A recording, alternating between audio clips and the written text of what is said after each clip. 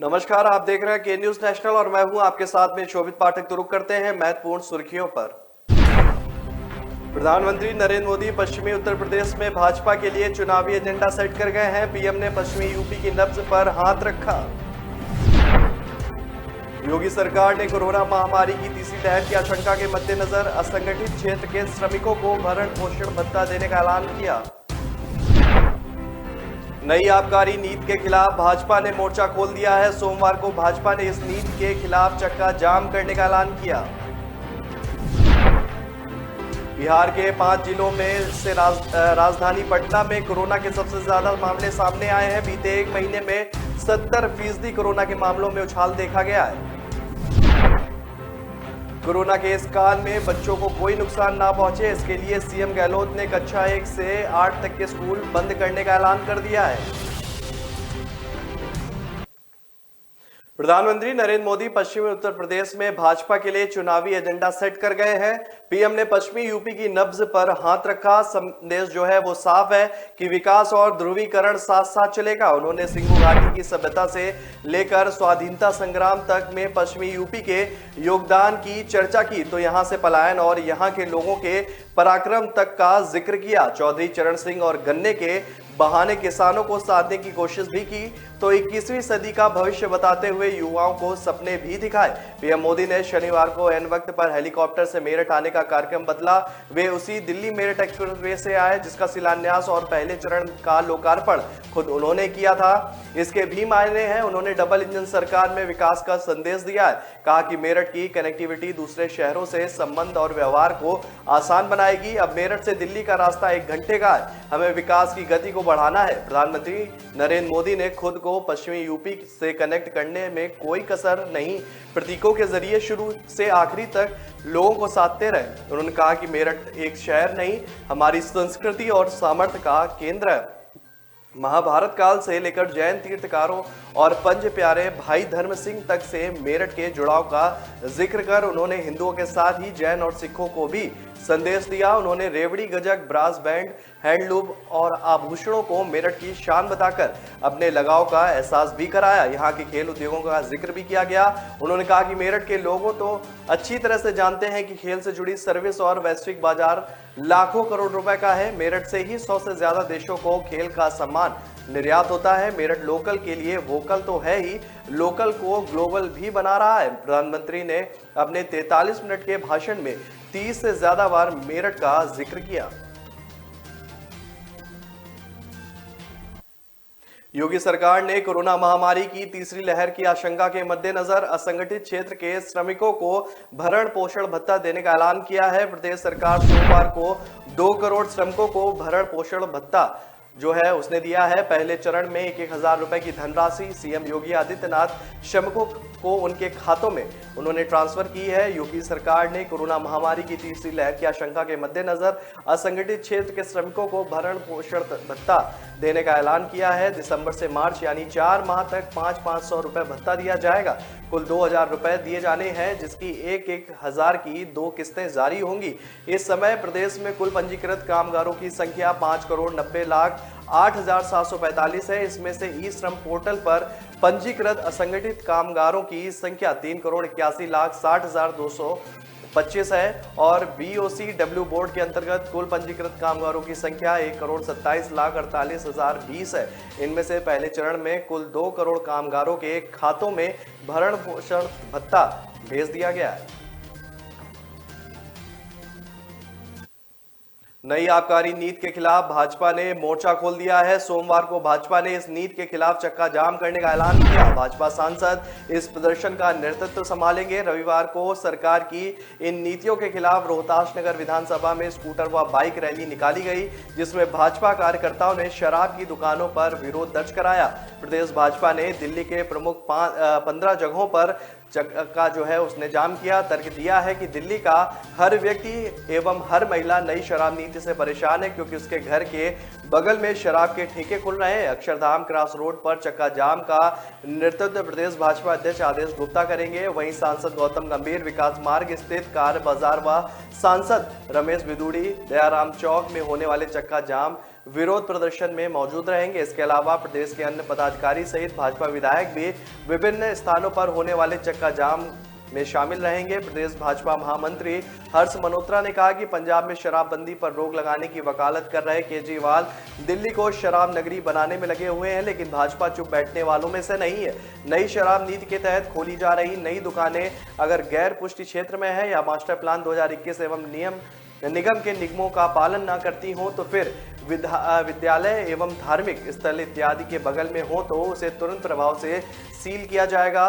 निगम के प्रशासन के जरिए या फिर जन आंदोलन के जरिए केजरीवाल सरकार की नई आबकारी नीति का विरोध करेगी और उसे मजबूर करेगी कि यह दिल्ली के युवाओं के भविष्य के साथ जो खिलवाड़ करने की कोशिश की जा रही है वह बेहद ही शर्मनाक और गलत है।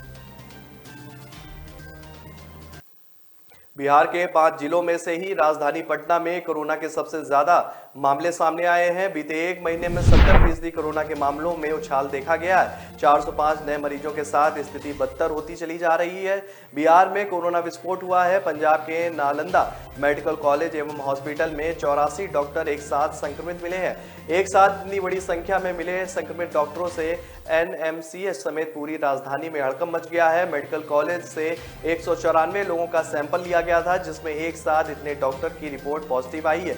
इससे आशंका बढ़ गई है कि अस्पताल में इलाज करा रहे मरीज, स्टाफ और आसपास में कोरोना विस्फोट हो चुका है और इसकी चपेट में कई लोग आ सकते हैं। अस्पताल प्रबंधन के सामने अब सबसे बड़ी चुनौती है कि जिन डॉक्टरों की रिपोर्ट पॉजिटिव आई है वे ड्यूटी पर थे और मेडिकल स्टाफ के साथ मरीजों के भी संपर्क में थे। ऐसे में मरीजों और उनके परिजनों की पहचान कर उनकी जांच की जाए ताकि पता चल सके कि ये लोग कोरोना के किस वेरिएंट के तहत बीमार पड़े हैं। वहीं पटना के डीएम चंद्रशेखर सिंह ने कहा कि घबराने की कोई भी जरूरत नहीं है। डॉक्टरों में कोरोना के हल्के लक्षण पाए गए हैं। अस्पताल कैंपस में ही उन्हें क्वारंटाइन रहने की व्यवस्था भी की गई है। कोरोना के इस काल में बच्चों को कोई नुकसान ना पहुंचे, इसके लिए सीएम गहलोत ने कक्षा 1 से 8 तक के स्कूल बंद कर दिए हैं। बयान में कहा गया है कि स्कूल 3 जनवरी 9 जनवरी तक बंद रहेंगे। वहीं इस बयान के बाद अगर माता पिता बच्चे को स्कूल नहीं आने देना चाहते हैं तो स्कूल प्रशासन उन पर ही कोई दबाव नहीं बना सकता। साथ ही 18 वर्ष से उम्र के छात्र छात्राओं को वैक्सीन की दोनों डोज अनिवार्य है। कोरोना के बढ़ते खतरे को देखते हुए शादी समारोह में मेहमानों की संख्या 100 कर दी गई है। बैंड, घोड़ी, लाइट वेटर को भी इस संख्या से अलग माना गया है। शादी के लिए कलेक्टर, एसडीएम की अनुमति लेनी होगी। साथ ही शादी आयोजन में सामाजिक दूरी, लोगों का मास्क लगाना और सैनिटाइजेशन अनिवार्य होगा। उल्लंघन करने पर कार्रवाई की जाएगी। विदेशों से अंतर्राष्ट्रीय यात्रा कर रहे राजस्थान में आने वाले समस्त यात्रियों का गंतव्य पर पहुंचने पर एयरपोर्ट कोविड टीम द्वारा आवश्यक रूप से आरटीपीसीआर जांच करना भी अनिवार्य होगा। ब्रेक पर जाने से पहले रुक करते हैं अब तक की सुर्खियों पर। प्रधानमंत्री नरेंद्र मोदी पश्चिमी उत्तर प्रदेश में भाजपा के लिए चुनावी एजेंडा सेट कर गए हैं। पीएम ने पश्चिमी यूपी की नब्ज पर हाथ रखा। योगी सरकार ने कोरोना महामारी की तीसरी लहर की आशंका के मद्देनजर असंगठित क्षेत्र के श्रमिकों को भरण पोषण भत्ता देने का ऐलान किया। नई आबकारी नीति के खिलाफ भाजपा ने मोर्चा खोल दिया है। सोमवार को भाजपा ने इस नीति के खिलाफ चक्का जाम करने का ऐलान किया। बिहार के 5 जिलों में से राजधानी पटना में कोरोना के सबसे ज्यादा मामले सामने आए हैं। बीते एक महीने में 70% कोरोना के मामलों में उछाल देखा गया है। कोरोना के इस काल में बच्चों को कोई नुकसान ना पहुंचे, इसके लिए सीएम गहलोत ने कक्षा 1 से 8 तक के स्कूल बंद करने का ऐलान कर दिया है। सबको ईमानदारी का शौक चढ़ा है। बताओ, अरे सड़क पे थोड़े गड्ढे ही तो आते थे। अमेरिका की सड़क लेकर क्या करते हैं? सारा पैसा अगर सड़क पे लगा देते ना तो हमारी अय्यासी का क्या होता। पिछली सरकार भी तो थी, कागजों पे काम, मुंह मांगा था। लेकिन इनकी ईमानदारी के चक्कर में हमारी ठेकेदारी तो गई, पुराने घोटालों की सारी फाइलें भी खोल दी। अब लगे हैं जमानत के चक्कर में। वकील साहब, इस बार तो हो जाएगी ना जमानत? अरे वकील साहब, 2017 से पहले सरकारी पैसे को खाना जो अपना हक समझते थे, 2017 के बाद उन पर काबू होने से प्रदेश की तरक्की में जो फर्क आया है वो फर्क साफ है। फर्क साफ है। ब्रेक के बाद फिर स्वागत है आपका। रुक करते हैं आगे की खबरों पर। अपनी आक्रामकता और विस्तारवादी सोच के लिए दुनिया भर में एक खतरनाक चुनौती बनकर उभरा चीन अब पारंपरिक युद्ध की जगह वर्चुअल युद्ध लड़ रहा है और उसके इस युद्ध का सबसे बड़ा हथियार फेसबुक, ट्विटर सहित सोशल मीडिया के अन्य प्लेटफॉर्म है। चीन की कम्युनिटी पार्टी पिछले 8 साल से इंटरनेट पर लोगों की राय जीतने के लिए न सिर्फ दुष्प्रचार फैला रही है बल्कि इसे युद्ध का मैदान बनाकर लोगों पर अपनी विचारधारा थोपने में भी जुटी हुई है। मजे की बात यह है कि चीन के समर्थन वाले सोशल मीडिया प्लेटफॉर्म पर चीन के लोग ही प्रतिबंधित है। नतीजा यह है कि साइबर हमलों से लेकर चीन की सरकार के समर्थन में वैश्विक स्तर पर सोशल मीडिया पर कंटेंट की भरमार है। चीन की सरकार पर सोशल मीडिया पर वैश्विक स्तर पर हथियार की तरह इस्तेमाल किए जाने को लेकर लंबे समय से आरोप लगते रहे हैं कि कई रिपोर्ट में भी यह साफ हो चुका है कि चीन की सरकार लोकतांत्रिक देशों में न सिर्फ चीन के बारे में उजागर मुस्लिम और सहित मानवाधिकार के अन्य मुद्दों बल्कि उस देश की आंतरिक नीतियों और फैसलों को भी प्रभावित करने के लिए सोशल मीडिया का इस्तेमाल कर रही है। पहली बार चीन की इस करतूत का काला चिट्ठा दुनिया के सामने आया है। अमेरिका की एक तकनीकी कंपनी जो चीन सरकार की इस करतूत में शामिल थी, उसने चीन के इस फरेब का पर्दाफाश किया है। देश में सोमवार को 15 से 18 साल के बच्चों के लिए टीकाकरण अभियान शुरू हो गया है। अभिभावक अपने बच्चों को लेकर टीकाकरण केंद्र पर पहुंचने लगे हैं। वहीं कोविन पोर्टल के डाटा के अनुसार अब तक 7 लाख से अधिक बच्चों ने पंजीकरण भी करवा लिया है। उधर कोरोना संक्रमण में तेजी देखते हुए युवाओं को इसके खतरे से बचाने के लिए टीकाकरण को लेकर सरकार ने राज्यों और केंद्र शासित प्रदेशों को 15 से 18 वर्ष के किशोरों के लिए अलग अलग टीका केंद्र बनाने की भी हिदायत दी है ताकि कोविड वैक्सीन का घालमेल ना हो पाए। देश में कोरोना की रफ्तार आए दिन बढ़ती ही जा रही है। स्वास्थ्य मंत्रालय द्वारा सोमवार को जारी आंकड़ों के मुताबिक बीते 24 घंटे में कोरोना के 33,750 नए मामले सामने आ चुके हैं, जबकि इस दौरान 123 लोगों की मौत भी हो गई है। हालांकि इस दौरान लगभग 10,846 लोग स्वस्थ भी हुए हैं। सबसे अधिक चिंता करने की बात यह है कि सक्रिय मामले 1,45,582 हो गए हैं। देश में सोमवार से मतलब कि आज से 15 से 18 साल के बच्चों के लिए टीकाकरण अभियान शुरू हो गया है। अभिभावक अपने बच्चों को लेकर टीकाकरण केंद्र पर भी पहुंच रहे हैं। वहीं कोविन पोर्टल के डाटा के अनुसार अब तक 7 लाख से अधिक बच्चों ने पंजीकरण करवा लिया है। नए साल में दिल्ली वासियों को जल्द ही इलेक्ट्रिक बसों का तोहफा मिलने वाला है। दिल्ली परिवहन निगम के बेड़े में शामिल होने के लिए पहली ई बस दिल्ली में पहुंच गई है। मुख्यमंत्री अरविंद केजरीवाल जल्द ही इसे हरी झंडी दिखाकर दिल्ली वासियों को ई बसों की सौगात देंगे। आधुनिक सुविधाओं से लैस ई बसों से सफर में यात्रियों को बेहतर अनुभव मिलने के साथ ही दिल्ली के प्रदूषण स्तर में भी सुधार होगा। डीटीसी के बेड़े में ऐसी 300 इलेक्ट्रॉनिक बसों चरणों में सौंपी जाएंगी। दिल्ली के परिवहन मंत्री कैलाश गहलोत ने ट्वीट करके दिल्ली वासियों को बधाई भी दी है। देश में ओमिक्रॉन का संक्रमण बहुत तेजी से फैल रहा है। आंकड़ों से पता चला है कि इसकी संक्रमण दर इतनी ज्यादा तेज है कि इसने पिछले साल भयावह रूप से सामने आई कोरोना की दूसरी लहर को भी पीछे छोड़ दिया है। हालांकि जानकारों का कहना है कि ओमिक्रॉन से संक्रमित होने के बाद गंभीर रूप से बीमार होने की खबरें कम हैं, जिसके चलते अस्पताल में भर्ती होने की दर भी कम है। कोरोना संक्रमण की बात करें तो देश में रविवार को कोरोना के 33,000 से ज्यादा मामले सामने आ चुके हैं। यह संख्या पिछले 107 दिनों में 17 दिसंबर के बाद सबसे ज्यादा है। वहीं 2 जनवरी को खत्म हुए सप्ताह में देश में प्रतिदिन औसतन 18,290 नए मरीज सामने आ रहे हैं, जो कि 12 अक्टूबर के बाद से उच्चतम 7 दिवसीय औसतन है। और जबकि 25 दिसंबर को खत्म हुए सप्ताह में 7 दिनों का औसत 6,641 था। कोरोना की संक्रमण दर इतनी तेज है कि पिछले एक सप्ताह के अंदर ही इसमें 175% का इजाफा हो चुका है। 9 अप्रैल 2020 के बाद यह सबसे ज्यादा साप्ताहिक वृद्धि है, जबकि दूसरी लहर के दौरान एक सप्ताह में अधिकतम 75% की वृद्धि दर्ज की गई थी। विशेषज्ञों का कहना है कि अगर यही संक्रमण दर बनी रही तो आने वाले सप्ताह में प्रतिदिन मिलने वालों मरीजों की संख्या बढ़कर 36,000 तक पहुंच जाएगी। खेती किसानी को प्रोत्साहित करने के लिए सरकार 2022-23 के आम बजट में कृषि ऋण का लक्ष्य बढ़ाकर 18 लाख करोड़ रुपए कर सकती है। सूत्रों का कहना है कि सरकार हर साल कृषि ऋण के लक्ष्य को बढ़ा रही है। चालू वित्तीय वर्ष के लिए यह लक्ष्य 16.5 लाख करोड़ रुपए है। इस बार भी यह लक्ष्य बढ़ाकर 18 से 18.5 लाख करोड़ किया जा सकता है। इस महीने के आखिरी सप्ताह में बजट आंकड़ों को अंतिम रूप देने समय यह लक्ष्य तय किया जा सकता है। आम बजट 1 फरवरी 2022 को पेश किया जाना है। सरकार बैंकिंग क्षेत्र के लिए सालाना कृषि ऋण का लक्ष्य तय करती है। इसमें से फसल ऋण का लक्ष्य भी शामिल होता है। हाल के वर्षों में कृषि ऋण का प्रवाह लगातार बढ़ रहा है। हर साल कृषि ऋण का आंकड़ा लक्ष्य से ज्यादा रहा है और 2017-18 के लिए कृषि ऋण का लक्ष्य 10 लाख करोड़ रुपए था, लेकिन उस साल किसानों को 11.68 लाख रुपए का कर्ज दिया गया। 2016-2017 में 9 लाख करोड़ रुपए के फसल ऋण के लक्ष्य पर 10.66 लाख करोड़ रुपए का कर्ज किसानों को दिया गया था। सूत्रों का कहना है कि कृषि क्षेत्र में ऊंचे उत्पादन के लिए कर्ज की महत्वपूर्ण भूमिका है। संस्थागत ऋण के कारण किसान गैर संस्थागत स्रोतों से ऊंचे ब्याज पर कर्ज लेने से बच जाते हैं। आमतौर पर खेती से जुड़े कार्यों के लिए 9% ब्याज पर कर्ज दिया जाता है, लेकिन सरकार किसानों को सस्ता कर्ज देने के लिए लघु अवधि के लिए फसल ऋण ब्याज सब्सिडी देती है।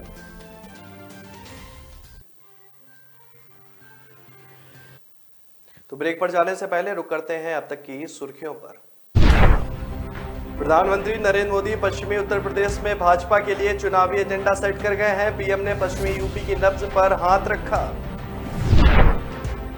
योगी सरकार ने कोरोना महामारी की तीसरी लहर की आशंका के मद्देनजर असंगठित क्षेत्र के श्रमिकों को भरण पोषण भत्ता देने का ऐलान किया। नई आबकारी नीति के खिलाफ भाजपा ने मोर्चा खोल दिया है। सोमवार को भाजपा ने इस नीति के खिलाफ चक्का जाम करने का ऐलान किया। बिहार के 5 जिलों में से राजधानी पटना में कोरोना के सबसे ज्यादा मामले सामने आए हैं। बीते एक महीने में 70% कोरोना के मामलों में उछाल देखा गया है। कोरोना के इस काल में बच्चों को कोई नुकसान ना पहुंचे, इसके लिए सीएम गहलोत ने कक्षा 1 से 8 तक के स्कूल बंद करने का ऐलान कर दिया है।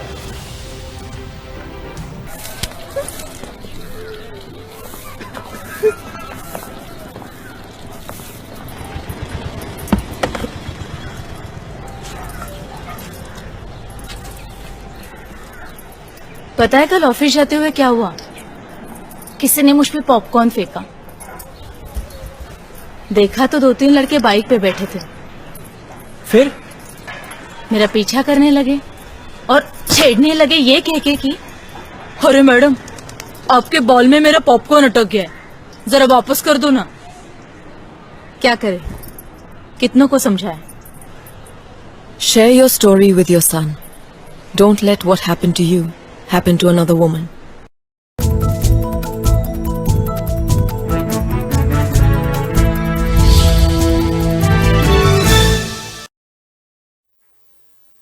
ब्रेक के बाद फिर स्वागत है आपका। रुक करते हैं आगे की खबरों पर। ओमिक्रॉन आने के बाद भारत में तेजी से बढ़े कोविड-19 के नए रोगियों की संख्या को देखते हुए कई राज्यों ने आंशिक लॉकडाउन और विभिन्न प्रतिबंध लगाना शुरू कर दिया है।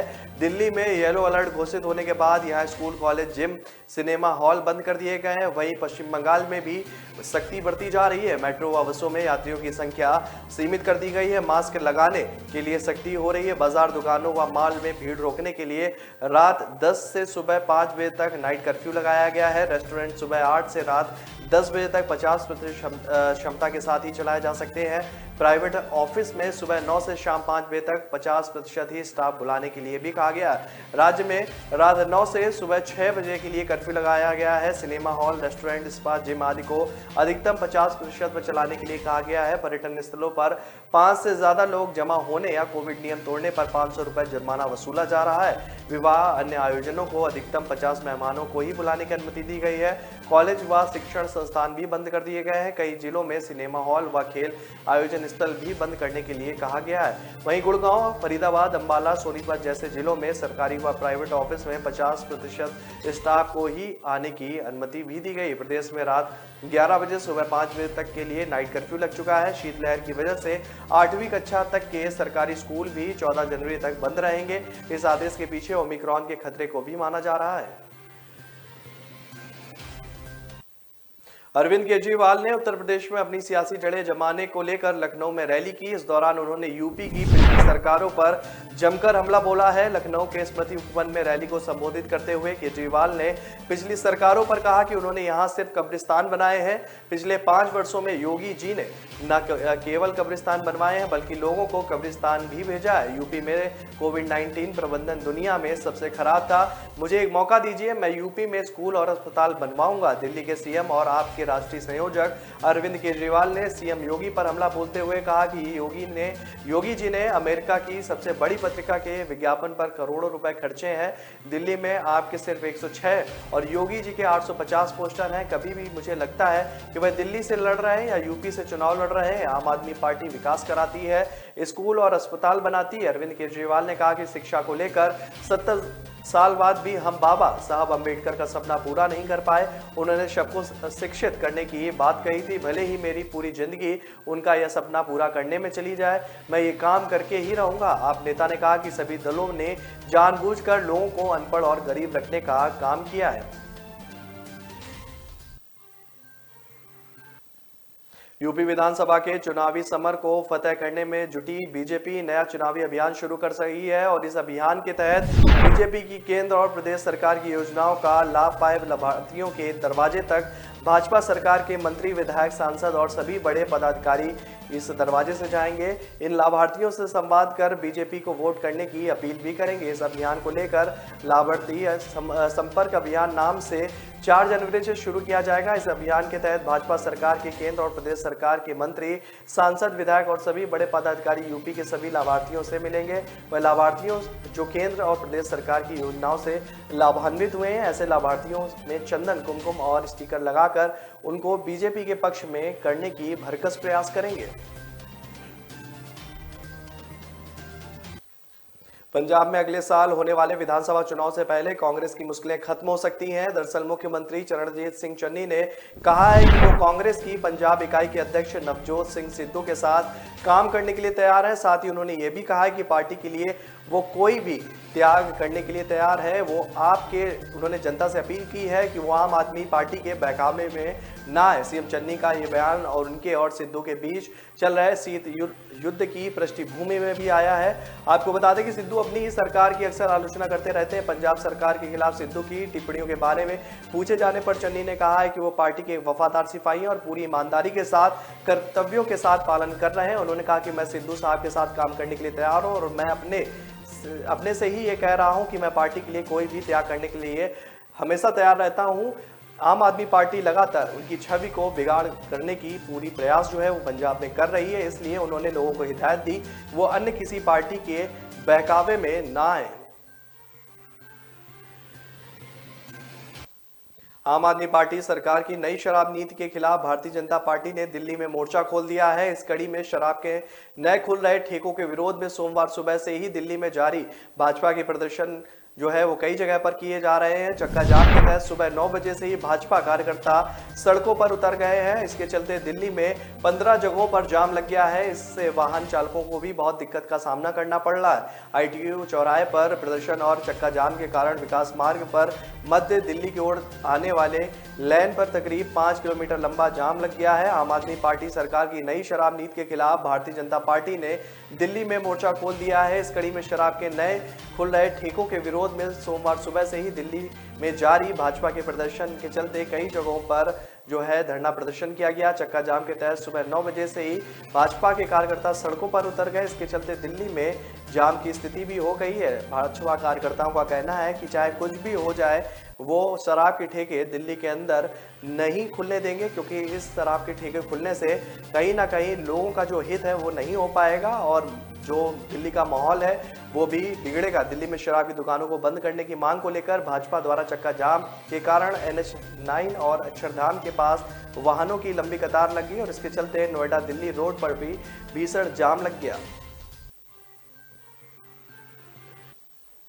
तो फिलहाल इस बुलेटिन में मेरे साथ इतना ही। आगे की खबरों के लिए बने रहिए के न्यूज नेशनल के साथ। नमस्कार। प्रधानमंत्री नरेंद्र मोदी पश्चिमी उत्तर प्रदेश में भाजपा के लिए चुनावी एजेंडा सेट कर गए हैं। पीएम ने पश्चिमी यूपी की नब्ज पर हाथ रखा।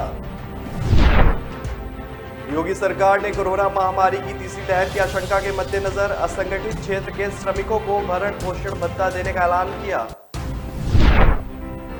नई आबकारी नीति के खिलाफ भाजपा ने मोर्चा खोल दिया है। सोमवार को भाजपा ने इस नीति के खिलाफ चक्का जाम करने का ऐलान किया। बिहार के 5 जिलों में से राजधानी पटना में कोरोना के सबसे ज्यादा मामले सामने आए हैं। बीते एक महीने में 70% कोरोना के मामलों में उछाल देखा गया है। कोरोना के इस काल में बच्चों को कोई नुकसान ना पहुंचे, इसके लिए सीएम गहलोत ने कक्षा 1 से 8 तक के स्कूल बंद करने का ऐलान कर दिया है।